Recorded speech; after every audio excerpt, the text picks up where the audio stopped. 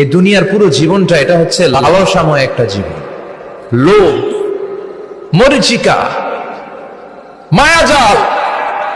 এই মায়াজালে আমরা আটকে আছি, ফলে মৃত্যুর কথা আমরা ভুলে গিয়েছি। পাগলের মতো ছুটছি, আরো টাকা লাগবে, আরো খ্যাতি লাগবে, আরো যশ লাগবে, আরো দাপট লাগবে। আমার এত টাকা দিয়ে কি হবে? এত সম্পদ দিয়ে কি হবে? এত ব্যস্ততা দিয়ে কি হবে? তোমার স্টপ, থামুন, অনেক হয়েছে। আম্মা থামুন, take a rest and think about death. Think that you have to go back to your Lord. একটু বসেন না, একটু ভাবেন যে আমাকে চলে যেতে হবে, চলে যেতে হবে। এই কোলাহল, এই ব্যস্ততা, এগুলো থাকবে, থাকবো না আমি। সাইয়েদনা ওমর ফারুক বলেছেন, মুতু ক্বাবলা আন তামুতু, মরার আগে একবার মরো।